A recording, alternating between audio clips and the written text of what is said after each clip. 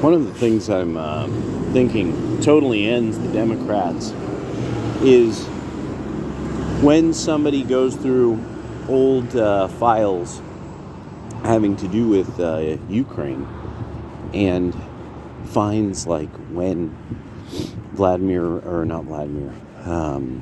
finds out when the Democrats were discussing, like Samantha Power, discussing, they have a lot of elements that are like dedicated neo-Nazis.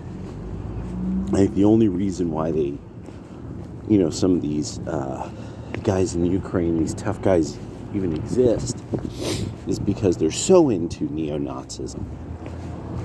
That's like what they do, when they meet up on the weekend. They play football, they watch football, and they neo-Nazi.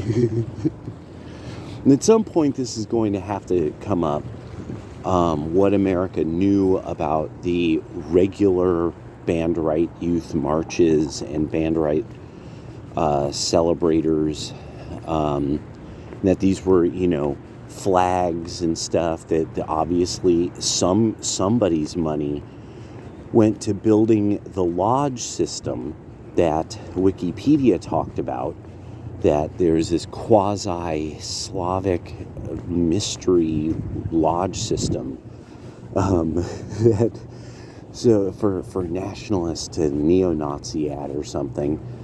At some point, because they supposedly so much of European money and our money went to this.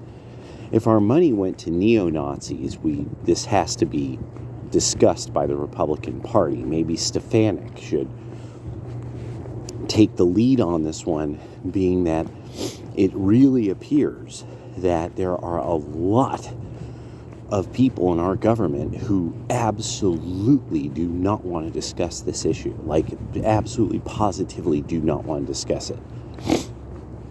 Once it is that the left will side with the most, historically, one of the most vicious groups of Nazi collaborators and Nazi SS, because you had to beat who? Russia? With whose army? Oh, you were going to just get the Ukrainians to fight for you? Which then this brings that issue up. You were going to just get the Ukrainians to fight. That now the Democrats are those guys. If we spin these fucking bumpkins up with, we just got to spend the money, guys. We just have to have the right people saying the right words. This is a critical issue about Democrats culturally. There is a conversation I had with a Democrat many years ago that I realized it doesn't matter what really factually the truth is. Actually, frankness and candor are not, that you can't be on the left. You can't really be, you can't sell the left to any normal person if you speak with frankness and candor. If you use double speak, you're mealy-mouthed, lots of euphemisms, using a lot of jargon from some ideology or something like that, then that's, you see, you have to do that because people won't understand the quote-unquote nuance or something. Well, it's always something along that kind of path of thinking. But no, what it is Democrats just won't be frank and they won't be candid. British Labour won't be frank, they won't be candid. They won't be honest. When they fail, they absolutely have come to the point of never, ever, ever admitting that, no, everyone knows it was your idea that failed.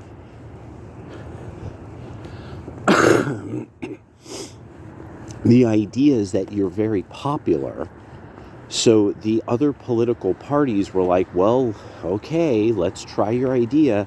You're really popular.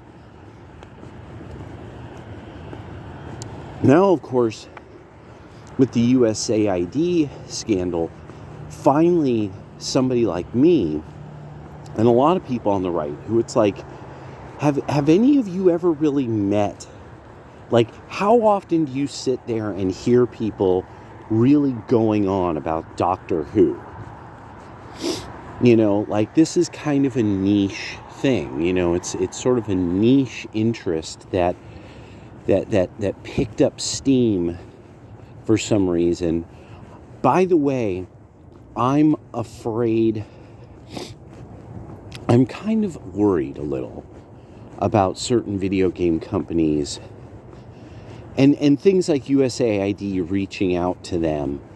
You know, like, it would just be interesting to hear how that story, like, are there any stories of USAID, like, reaching out to companies and companies being like, we could do this, you know, like, because their game that you know, a lot of you probably will start figuring out what I'm kind of getting at. Their game has been so persistent for so long online that you're like, well, what do we do to, I don't know, like, make it humanitarian? You know, like, they're sitting there trying to figure out how to do this, how to do that, and there's some companies that they've sort of ventured ideas like that are way out there.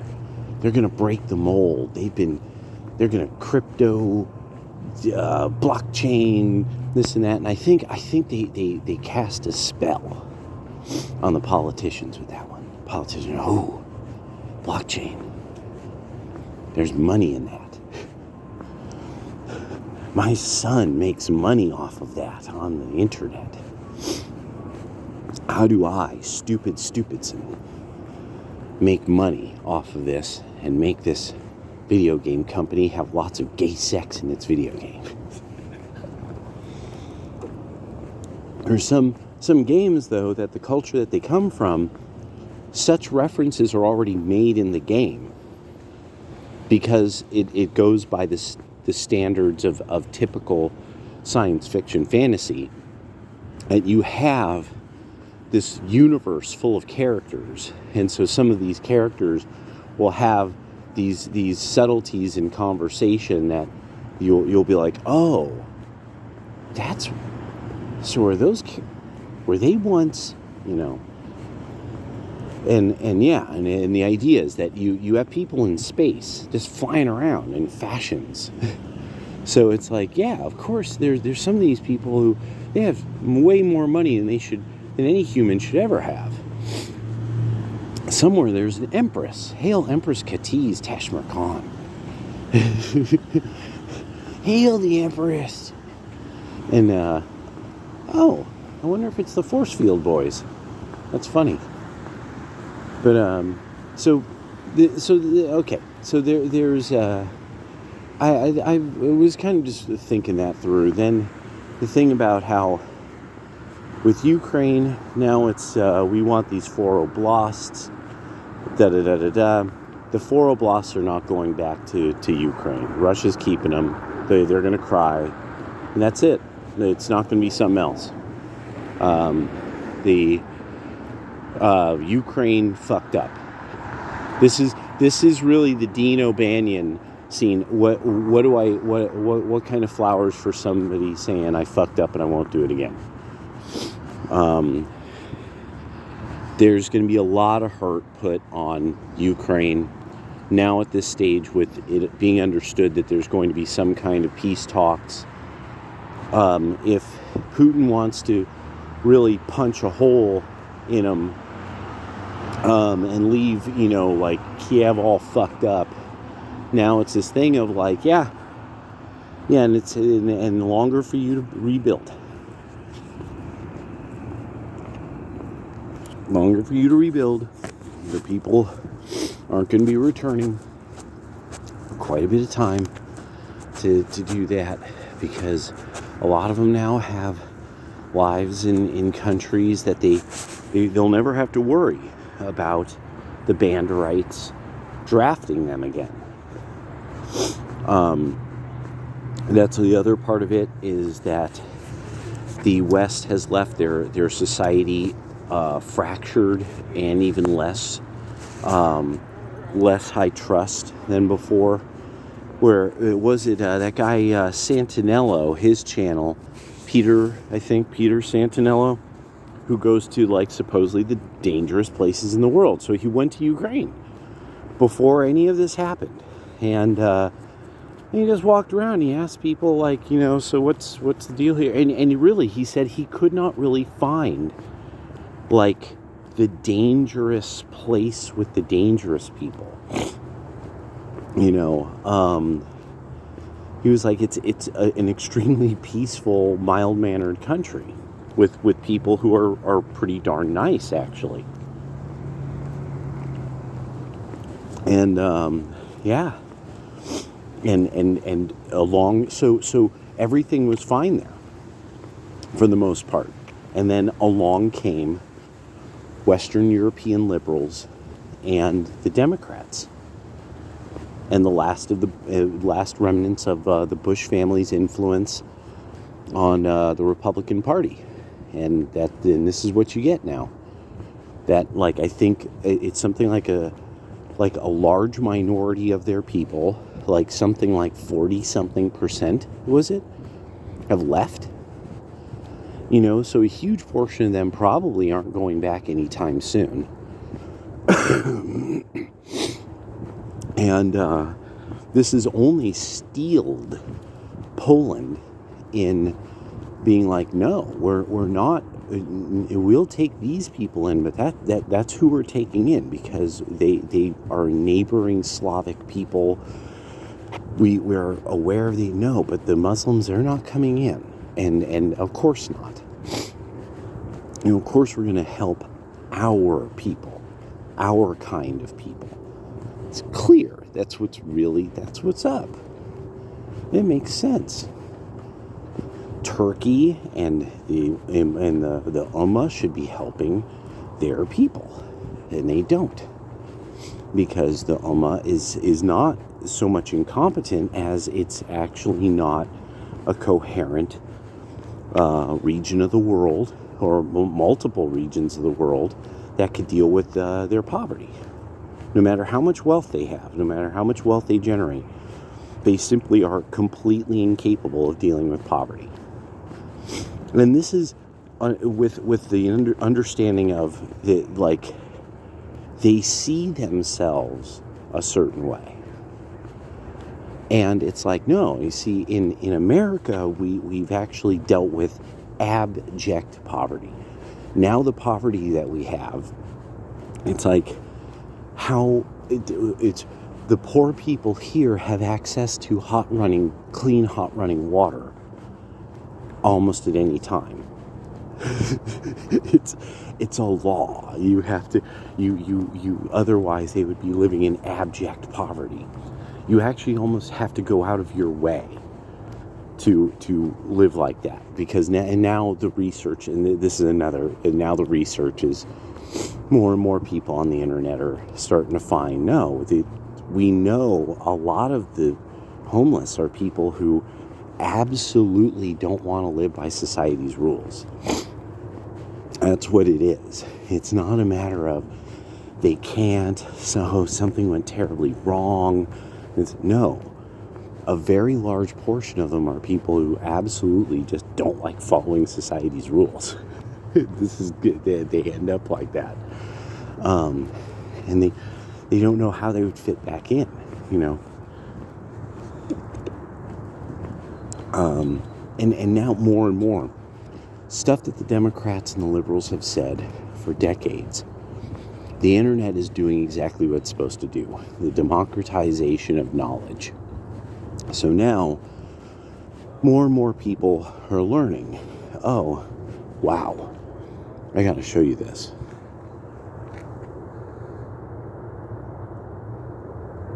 Okay, you guys see the grasses in the frozen water.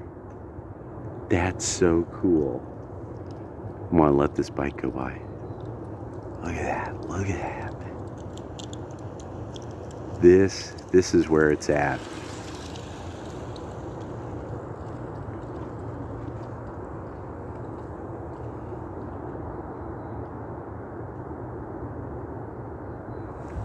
That's cool. That's cool. Actually, that's probably really cool. It's really cold. It is fucking cold out here. I got my 80s wool cut gloves. So I could hold my little tiny coffee cup. Well, one time somebody even said that. Said, yeah, and you always have a little tiny coffee cup. And I didn't realize, like, yeah, I love this really tiny, small coffee cup. I just want to be a movie character all the fucking time sometimes. You know, sipping down my little cup, looking all consternated about something. Looking at my phone, making all kinds of faces. Anyway. Wow. Oh, another one. Dude, this is incredible. Wowie zowie. This is why, like, Oregon Public Works is kind of boss, dude. Is that stuff like this. I really do, though. God dang it. Awnings and porches. I mean, just anything with awnings and porches one day. So that people could sit outside in the rain and drink coffee. Like, that's the Northwest. You will put on all of your clothing, sit outside, and look at the rain or drink coffee. But nobody is willing to spend the money to build a goddamn thing that has a porch and an awning anymore for anything other than like $250,000. This is why also they'll never have success at having like a public, a place where people could gather publicly. Nobody looks backwards in time and says, oh, people went to the Cliff House in San Francisco for what reason? It had porches and awnings. So you could stand in the shitty weather of San Francisco and enjoy the beach. One of the most miserable beaches that has ever been created by God. I don't care what surfers say. They're a different breed of humanoid. They're like half shark, and it's like half polar shark to surf out there. But yeah, you got to be a daring bastard. This is the ugliest beach, dirty. Just, oh my God, the water is cold. Just cold and like coffee-ish looking. Green coffee, like if somebody was like dumped matcha forever into something, it would look like the fucking water at Ocean Beach in San Francisco. And then I don't care what anybody says. I grew up right there.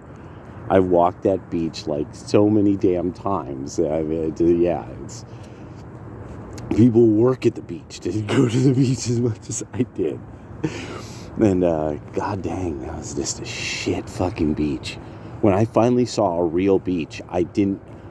It's like when you see those videos of like a house cat seeing like a lion, and just to look on the cat's face, like, what the fuck are you? Like. What the fuck? Anyway, so what is that? Now the blocking of Doge has started. The Democrats finally doing exactly what we needed you to do. I want to make sure to say it out loud. Oh yeah, show us who your fucking judges are. Because kicking judges out of office is something that America needs to embrace and figure out. We are going to punish you, Democrats. You need punishment. You don't understand. You won't change. You won't say, yeah, we were totally fucking wrong about COVID. Because we're really not good readers. We don't read words well. We don't think that well. And now, like it's been said on CNN, you take the 80-20, so you guys just will jump on the 20% side, the unpopular side of something, seemingly because you think you're getting us out of some kind of principle, and no one's fooled. Like, that's then the next part of it that, like, I've actually had to walk through this because it was an idea that entered my mind, but then I was like, I kind of put it out of mind. I swear somebody's burning garbage or something. A big part of what you're seeing with the Democratic Party is the result of sort of, there was a joke that the kids were doing on TikTok. Are you good at math? Do you have a relationship with your father? And it was the are you gay list. Usually the father question caused them to stop the video. They're all good at math. Terrible relationships with their father. Well, the Democratic Party is starting to indicate that culturally it's people who have issues with their fathers and men generally, and male authority, and almost any virtue that you would associate with men. Key, frankness and candor, even though it might get up your dander. And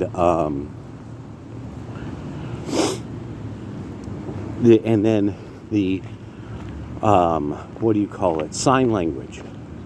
And Democrats who don't know that cultural reference, sign language, ask the nearest young woman by you who is sucking her teeth when she hears that. There was something this guy was saying that is like this thing that people do, and it's called sign language, but like not like the real sign language. Like it's like something women do and Democrats and liberals do. So now, because these are popular culture references from the internet, they're not from television, which something about Democrats as well. Too much of what they're about is are like stupid people cultural references, kind of simpleton cultural references. And now, it used to not be like that. It used to be more eclectic cultural references, like lines from Star Wars or something. When people, it wasn't, only so many people were into that at that time. So now, one of the things I had to think about was, no, what we're seeing are people like the actual manifestation of people who don't have good relationships with their dads. And now they're a political party. And it's great because it makes me win.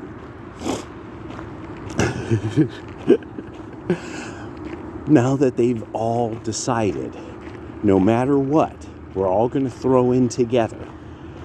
We were raised by our hippie mom.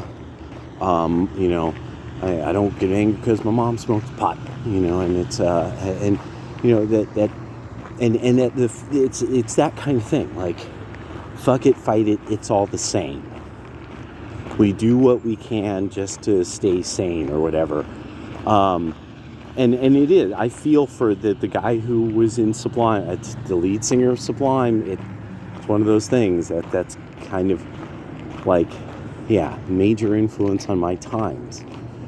But people, you hear the lyrics, you heard them enough, and you realize, like, no, there's a portion of our society that is kind of like severely fucking broken. And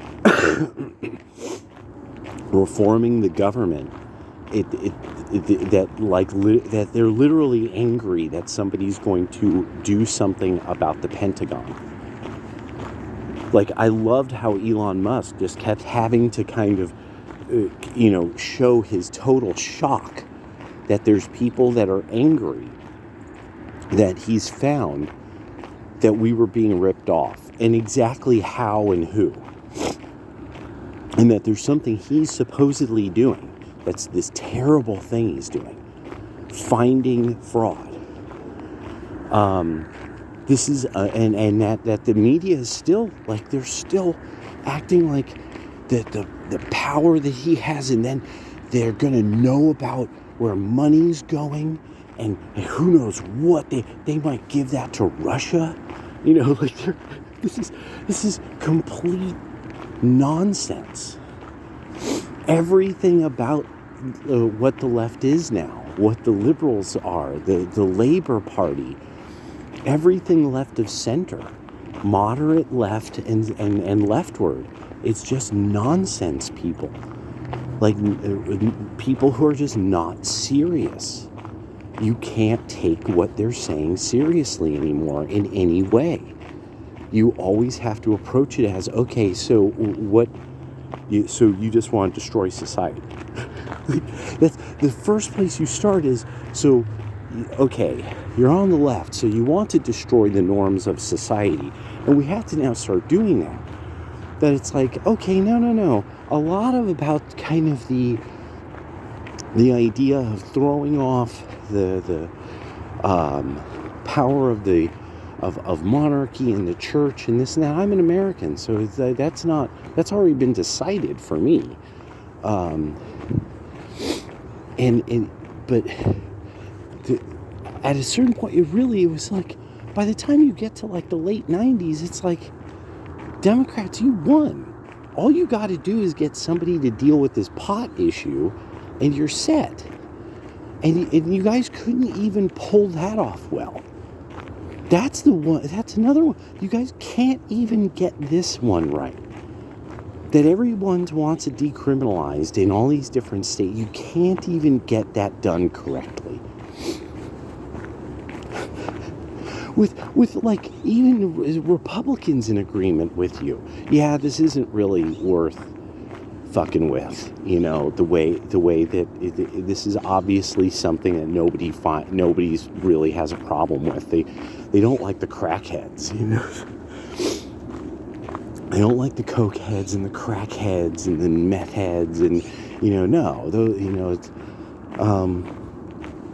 that's what really people are having a real problem with. So you can't even do that. As you don't have anyone who speaks with candor. And then your own team are such lowlives and posers that the moment anybody they step a little too far out of line, all of a sudden you guys are up there, you just pecking out their eyes. You jump on, just tearing them apart. Not even dogs eat dogs, only liberals eat each other. Cannibals. Savage cannibals. Every time. With the Republicans, you have to say something that really, like, you have to finally fuck up. You know, like Mitch McConnell's one of these people who, if he were to just, allow somebody to take over and never say another word publicly, everybody would be fine. Just even the fact that Rand Paul isn't going to be leading the Senate, like, this dude who's doing it coming up, he better have his fucking act in order. I mean, like, everyone's so fucking tired of these characters who are left over from the Bush era. Everyone's like, how the fuck are you even popular?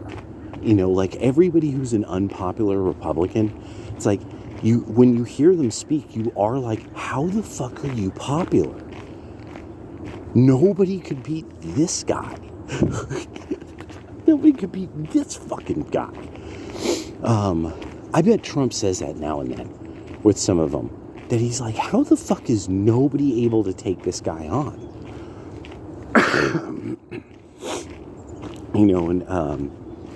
But now the wealthy, liberal politicos and stuff, and really that's that's what's getting these people.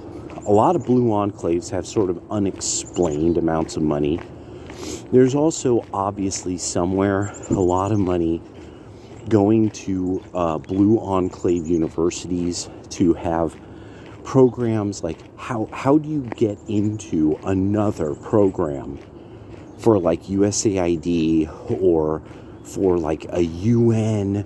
The UN and the Department of Agriculture and the Department of Education are working together to get our best and brightest to solve climate change.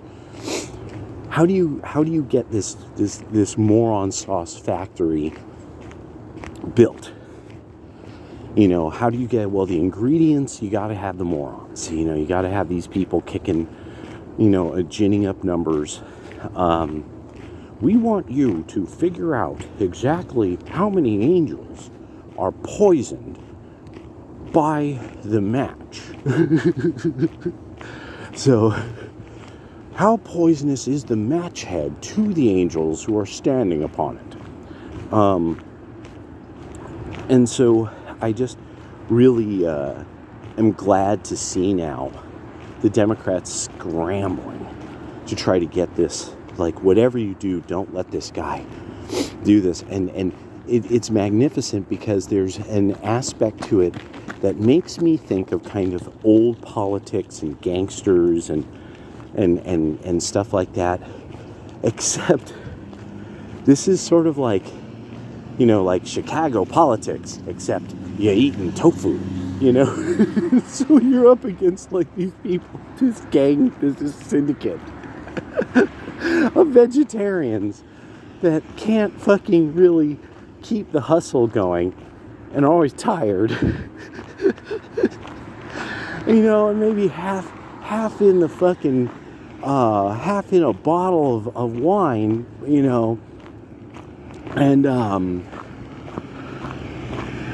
and so it's just kind of funny because you got like these beef eaters who are full of candor and frankness, and then you got these tofu people, these winehead tofu people that can't, like, the whole issue being, no, you can't have anyone even look at our homework. We cheat so much. We're so bad at this. Nobody can look at our homework. Oh no, we've totally found judges who will say that the president can't do anything about anything. He just has to sit there and let the bureau do whatever they want. This is again, if you want to guarantee that you will lose more elections, you are doing it. You are now you're doing exactly what you need to do to lose more elections. Because now you're obviously untrustworthy people, Democrats. You're obviously the bad guys who are untrustworthy. And then there's this kind of thing, beyond everything else. How I love criticizing like how shitty Hassan Abi looks all the time. That there's always something, it just doesn't work. Nothing he puts together really works very well. And he looks like a rich douchebag, like, well, rich people wear this, and it's like, get a better haircut. Your hair, you look like you're trying to be a gay guy. And that's the thing, he looks like a gay foreigner with too much money from the Middle East, not even a Mediterranean country, like, bro, this is like a $700 sweater, bro.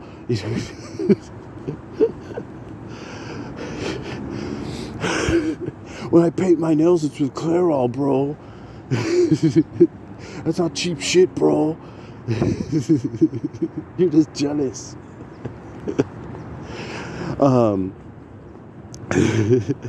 So there's a couple of other characters. Who were they? It was I remember while there was the bread tuber, it was Kyle Kulinski. That David Hogg and Kyle Kulinski. Okay, a lot of people on the left aren't getting this. You need somebody who's at least as normal looking